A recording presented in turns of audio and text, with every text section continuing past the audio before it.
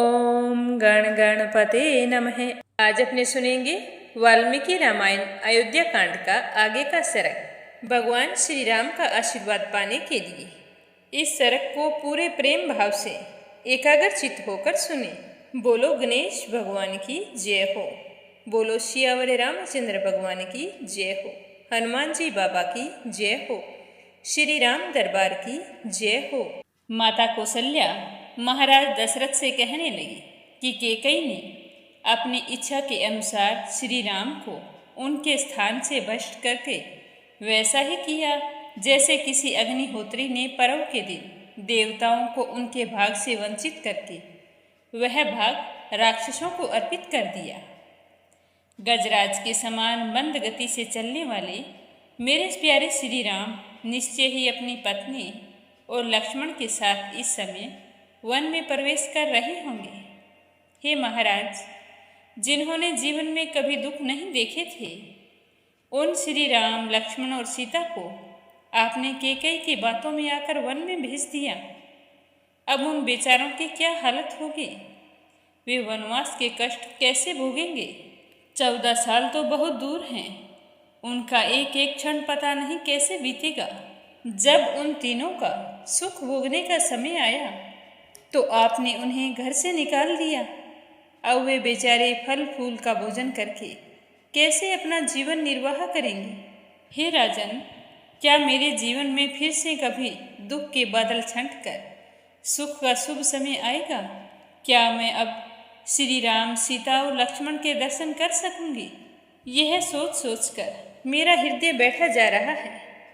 पता नहीं वह शुभ अवसर कब प्राप्त होगा कि जब मेरे प्रिय पुत्र श्री राम और लक्ष्मण वन से आएंगे और सारे नगरवासी खुश होकर मुझे यह शुभ समाचार सुनाएंगे कि माता यशोदा, राम लक्ष्मण और जानकी आ गए हैं और घर घर पर झंडे फहराए जाएंगे। ऊंचे ऊंचे ध्वज समूह पुरी की शोभा बढ़ाने लगेंगे।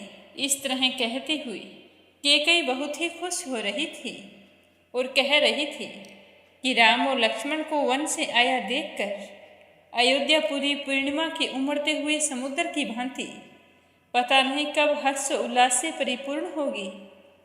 ये 14 साल पता नहीं कब पूरे होंगे और मेरे प्यारे पुत्र सीता को आगे करके अयोध्या में प्रवेश करेंगे। कब यहाँ के सहस्त्रों मनुष्य पुरी में प्रवेश करते और राजमार्ग पर चलते हुए मेरे दोनों पुत्रों पर खीर की वर्षा करेंगे और फिर मेरे दोनों पुत्र सुंदर कुंडलों से अलंकृत होकर अयोध्यापुरी में प्रवेश करते हुए मेरे नेत्रों के सामने प्रकट होंगे और मैं जी भरकर उन्हें देखूंगी, देखती ही रहूंगी। उसके बाद मैं कभी भी उन्हें अपनी आंखों से दूर नहीं होने दूंगी।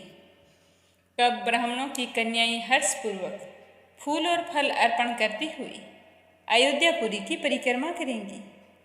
कब ज्ञान में बढ़े चढ़े और अवस्था में देवताओं के समान तेजस्वी धर्मात्मा श्री राम उत्तम वर्षा की भांति जन समुदाय का लालन पालन करते हुए यहाँ पधारेंगे।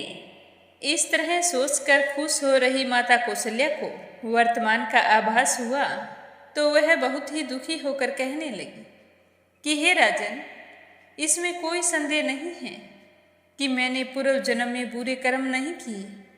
मैंने अवश्य ही पूर्व जन्म में बछड़ों को अपनी माताओं का दूध नहीं पीने दिया, उनसे दूर रखा था। उसके लिए चाहे मुझे जितनी भी भारी यत्न करने पड़े वो मैंने किए थे। तभी तो मुझे इस तरह का दुख मिल रहा है।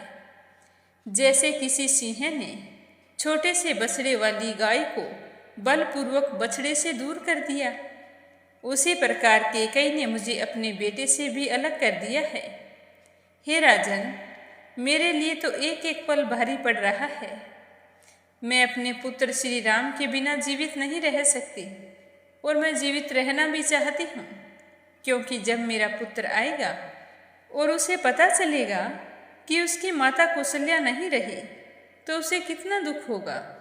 पर महाराज, मैं क्या करूँ? अपने प्यारे पुत्र राम और लक्ष्मण को देखे बिना मेरा शरीर साहस छोड़ रहा है। मुझ में जीवित रहने की शक्ति भी नहीं बची है।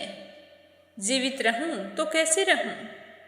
जैसे ग्रीष्म ऋतु में उत्कृष्ट प्रभाव वाले सूर्य अपनी किरणों के द्वारा इस पृथ्वी को ताप देते रहते हैं, उसी प्रकार श्री राम के चले जाने के बाद अहितकारक अग्नि आज मुझे जला रही है। कौशल्या को इस तरह विलाप करते हुए देखकर धर्मपरायणा सुमित्रा धर्मयुक्त बात कहने लगी कि बहन, तुम्हारे पुत्र श्री राम उत्तम गुणों से युक्त और पुरुषों में श्रेष्ठ हैं। उनके लिए इस तरह विलाप करना और दीनतापूर्वक रोना व्यर्थ है। इस तरह रोने धोने से क्या लाभ है? हे बहन, जो राज्य छोड़कर अपने पिता को भली भांति सत्यवादी बनाने के लिए वन में गए हैं, तो उसके लिए दुखी होने की क्या बात है? तुम्हें तो नाज होना चाहिए। वे तुम्हारे महाबली श्रेष्ठ पुत्र श्री राम उस उत्तम धर्म में स्थित हैं जिसका सत्पुरुषों ने सर्वदा और सम्यक प्रकार से पालन किया है, तथा जो परलोक में भी सुखमय फल प्रदान करने वाला है। ऐसे धर्मात्मा के लिए कदापि शोक नहीं करना चाहिए। बहन, तुम धन्य हो जो तुमने अपनी कोख से श्री राम जैसे बेटे को जन्म दिया है। लक्ष्मण समस्त प्राणियों के प्रति दयालु हैं।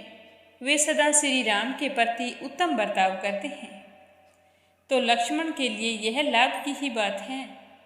और विदेह नंदनी सीता जो सुख भोगने योग्य है, वनवास के दुखों को भली भांति सोच समझ कर ही तुम्हारे पुत्र का अनुसरण करती रहेगी।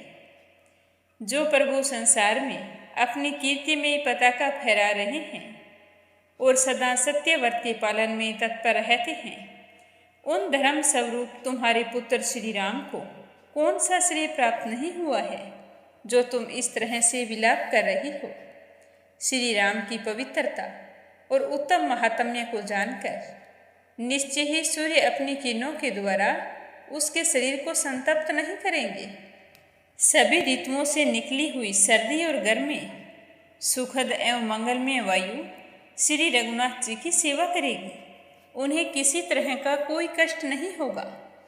रात्रि काल में धूप का कष्ट दूर करने वाले शीतल चंद्रमा सोते हुए श्री राम को अपने किरण रूपी करों से आलिंगन और स्पर्श करके उन्हें आहार प्रदान करेंगे। श्री राम के द्वारा रणभूमि में तिमी ध्वज के पुत्र दानवराज सुबाहु को मारा गया देखकर विश्वामित्र जी ने उन महातेजस्वी वीर को बहुत से दिव्य अस्त्र प्रदान किए थे। हमारे पुत्र श्री राम बड़े सूरवीर हैं।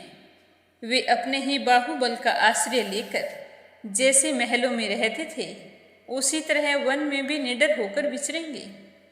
तुम्हें दुखी होने की आवश्यकता नहीं है।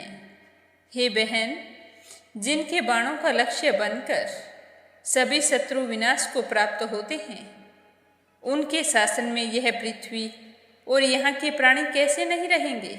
बोलो सियावर रामचंद्र भगवान की जय हो।